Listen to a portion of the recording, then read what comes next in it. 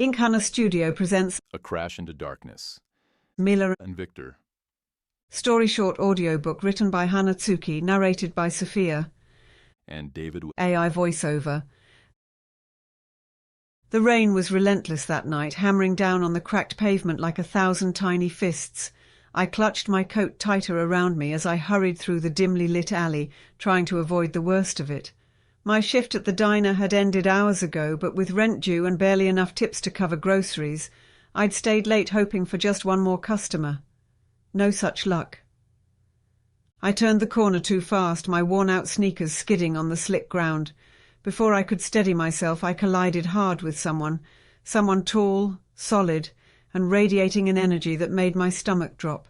Papers flew everywhere, scattering across the wet asphalt like fallen leaves. "Oh my God, I'm so sorry," I stammered, scrambling to pick up the mess I'd caused. The man didn't say anything at first, just stood there looming over me. When I finally dared to look up, his face stopped me cold. Sharp cheekbones, piercing eyes that seemed to see straight through me, and a scar running along his jawline that told me he wasn't someone you wanted to cross. It's fine, he said after a moment, his voice low and calm, though there was something dangerous lurking beneath it. He knelt down to help gather the papers, his movements precise, almost calculated. As we both reached for the last sheet, our hands brushed briefly, and I felt a jolt, not from attraction but from fear. This man wasn't ordinary. His tailored suit screamed money, but the way he carried himself screamed power and danger. When everything was back in his hands, he straightened up and studied me for a long moment. You're soaked, he observed flatly. It wasn't concern, it was more like curiosity. "I'll be okay," I muttered, stepping back. "Thanks for not yelling at me." He tilted his head slightly, like he found my nervousness amusing. What's your name? "Mila," I replied hesitantly. "And yours?" Viktor. It was just one word, but it carried weight, like saying it aloud meant something significant. Viktor glanced at the papers in his hand, then back at me. You work at Joe's Diner, don't you? On 5th Street? My heart skipped a beat. How did he know that? "Yeah. How do you—" You dropped this earlier. He held up a crumpled receipt with the diner's logo on it. Relief washed over me, but only for a second. There was still something unsettling about the way he looked at me, like he was sizing me up for something. You should get out of the rain, he said abruptly. Come with me. "No, thanks," I blurted out, shaking my head. "I'm good." His lips curved into a faint smirk. Suit yourself. But if you change your mind... He pulled a card from his pocket and handed it to me. It was plain black, no name or number, just an address printed in silver lettering. This might interest you. Then without another word he walked away, disappearing into the shadows like he'd never been there at all. I told myself I wouldn't go. That card sat on my kitchen counter for days, mocking me every time I passed by.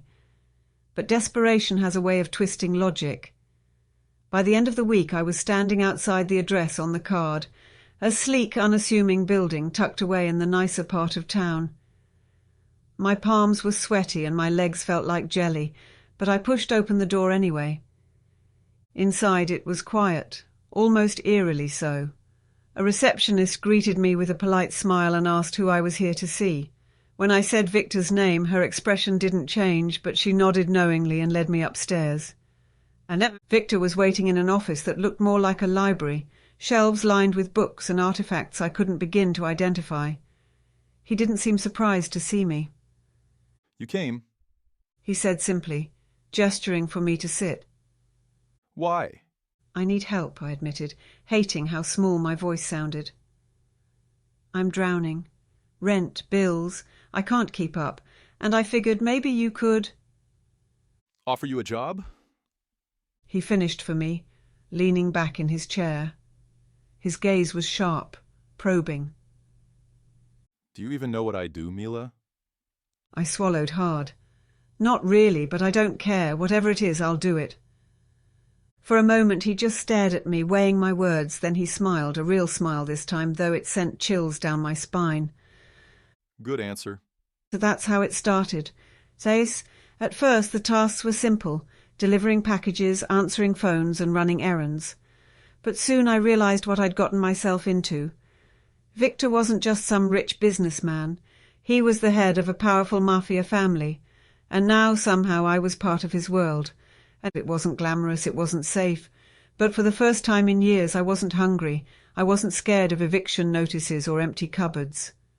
Viktor trusted me, in his own twisted way, and I learned quickly that trust was currency in this life, and still, some nights when the adrenaline wore off and the reality of what I'd become hit me, I wondered if I'd made a deal with the devil, but then I'd remind myself why I was here, to survive. And survival, I was learning, came at a price, even if that price was my soul. Mila intrigued me from the moment she barreled into me that rainy night. It wasn't just the collision itself, though it was certainly unexpected, but the way she scrambled to pick up my papers, her hands trembling with nerves and exhaustion. Most people would have run after realizing they'd bumped into someone like me, but not her.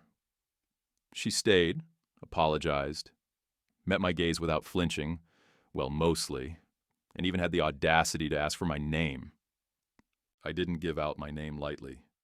Names carried power, identity, vulnerability.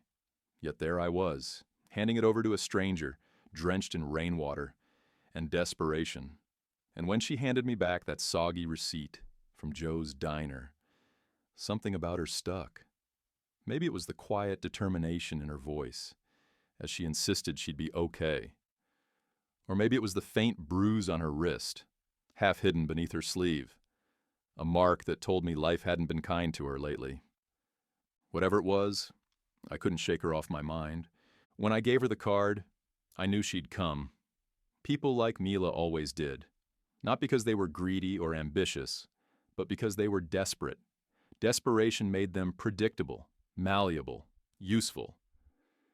But what surprised me was how quickly she showed up at my door, and how unflinchingly she admitted why she was there. I need help, She said, sitting across from me in my office. Her voice wavered, but her eyes held mine steadily. I can't keep up. For a moment, I let silence stretch between us. I wanted to see if she'd squirm under my scrutiny, if she'd try to embellish her story or beg, but she didn't. She sat there, fragile yet defiant, waiting for me to decide her fate. You don't know what you're asking for, I said finally, leaning forward. My tone was low, deliberate. This isn't charity work, Mila. If you step into this world, there's no stepping out. Her jaw tightened, but she didn't look away. I understand. No, I countered sharply. You don't. Do you think I'm running some legitimate business here? Delivering packages, answering phones? It sounds harmless enough, doesn't it? But every task you complete ties you closer to me. To us. And once you're in, your choices are simple. Loyalty or death. She flinched at the word death, but her resolve didn't crack. Then teach me. She said softly. Teach me how to survive. That answer sealed it for me. There was fire beneath her fear, steel hidden behind those wide, uncertain eyes. She wasn't just another pawn to be used and discarded. She could become something more, something valuable. The first few weeks were a test. I assigned her menial tasks, watched her closely to see how she handled pressure, authority, danger. She never complained, never questioned orders, even when those orders involved delivering envelopes to men whose reputations preceded them, men who wouldn't hesitate to hurt her if they thought she posed a threat. But Mila adapted, quickly, too quickly sometimes. She learned to read body language, to gauge threats before they materialized. She memorized names, faces, patterns. By the time I sent her to negotiate a deal with one of our less savory associates, she handled herself with a poise that belied her inexperience. Afterward, I called her into my office. She stood before me, still wearing the same threadbare coat she'd worn the night we met, though now it fit her differently, like armor, rather than a shield. "You did well today," I said, pouring myself a glass of whiskey. "Better than I expected." Thank you. She replied cautiously. Does this mean I passed? I smirked. "You've earned a little trust. Don't mistake that for freedom." Her expression hardened slightly, but she nodded. Understood. As the months passed, Mila proved herself indispensable. She wasn't reckless like some of my other recruits, nor was she blindly obedient. She asked questions, smart ones, and challenged decisions when she thought they were wrong. At first I found it irritating, then intriguing, eventually necessary. Because while my empire thrived on fear and control, it also needed fresh perspectives. Someone who saw things differently, who could navigate gray areas where others only saw black and white. Mila became that person. Whether she realized it or not, she was no longer just surviving within my world. She was shaping it. One evening, after a particularly tense negotiation with a rival family, I found her alone in the kitchen of my penthouse, nursing a cup of coffee. She looked tired. Her shoulders slumped in a way that reminded me of the girl I'd met all those months ago. "You should rest," I said, leaning against the doorway. "Tomorrow will be busy." She glanced at me, her lips curving into a faint smile. Says the man who hasn't slept in 3 days. I chuckled despite myself. Touché. We fell silent for a moment, the hum of the city outside filling the space between us. Finally she spoke. Do you ever wonder if any of this is worth it? The question caught me off guard. Not because it was unexpected, but because it came so close to truths I preferred to ignore. Worth is subjective, I replied carefully. What matters is whether you can live with the cost. And can you? She pressed, her gaze steady. I studied her for a long moment, searching for judgment or pity. Instead, I found understanding. Acceptance. Whatever she saw in me, it wasn't revulsion, or worse, admiration. It was simply acknowledgement of who I was, flaws and all. "That's the wrong question," I said finally. "The real question is whether you can." Her smile faltered, but she didn't look away. I guess we'll find out. In that moment, I realized something unsettling. Mila wasn't just becoming part of my world. She was changing it. And maybe, just maybe, she was changing me too. But change, like loyalty, came at a price. And neither of us knew yet what that price would be. Months turned into years. Mila grew sharper, harder, more calculating. She became my right hand, the one person I trusted implicitly. Not because she was loyal, but because she understood the rules of this game better than anyone else. She knew the stakes, the risks, the sacrifices. And yet, she stayed. But staying came with consequences. Lines blurred and boundaries shifted. What began as a transactional relationship evolved into something deeper and more complicated. Neither of us dared to name it, but it lingered in the spaces between us, in the way her presence calmed me, and in the way my approval spurred her on. One night, during a rare lull in the chaos, we found ourselves on the rooftop of my penthouse, staring out at the city below. The air was crisp, the lights twinkling like stars scattered across the horizon. What happens when this ends? Mila asked quietly, breaking the silence. I turned to look at her, surprised by the question. Ends? When we win. She clarified. Or lose. Either way, this can't last forever. So what then?